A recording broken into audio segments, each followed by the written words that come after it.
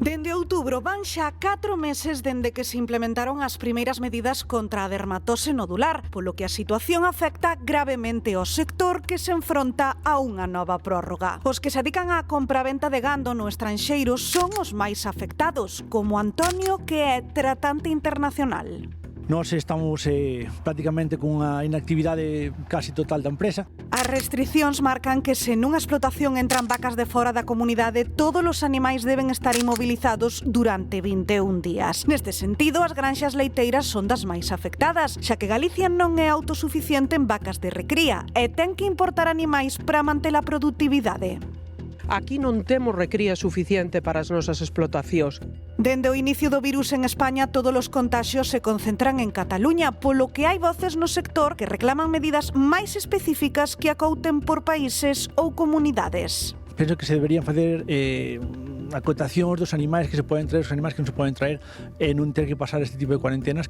Con todo, compre recordar que en caso de detectarse un só caso nunha granxa, a lei indica que hai que eutanasiar a todos os animais, polo que sempre é mellor previr que logo ter que lamentar.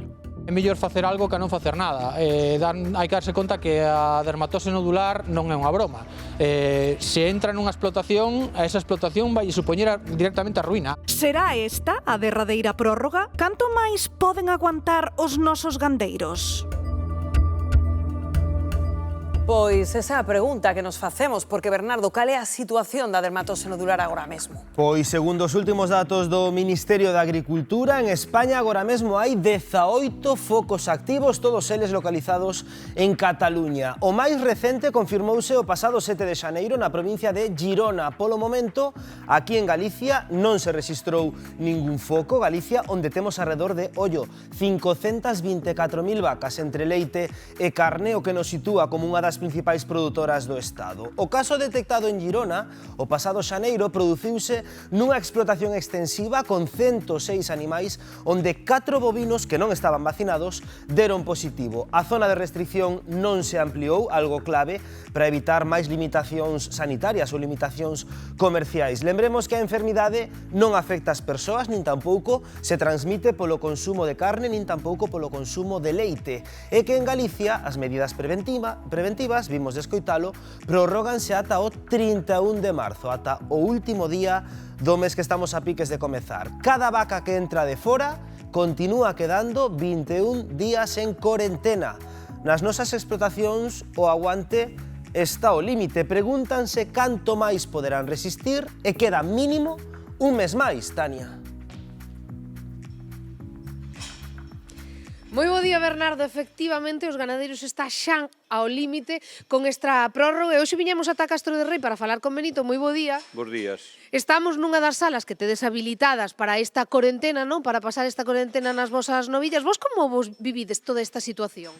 Bueno, pois fastidiado, porque as novillas veñen, bloquean a explotación, non podes sacar xatos, nin mandar outra vez a reposición para Zaragoza, que é onde recriamos. Porque vos nunha situación normal estaría desenviando todas as semanas, non? Sí, os becerros sacaríamos todas as semanas e as xatas cada 15 días, é cando mandábamos.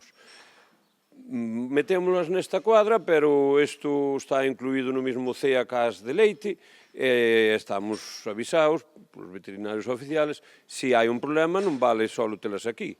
Queimarían nos estas, pero tamén nos queimarían todas as vacas que temos, as de lactación, 250 que hai ali, máis as secas.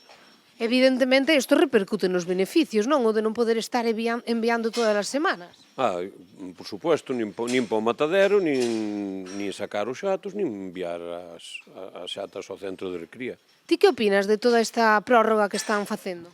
Bueno, pareceme correcto porque hai que prevenir de que non entre, pero tamén me parecería correcto que se vacunara, como se vacunaron con outras enfermedades que houve, como a lengua azul e por aí.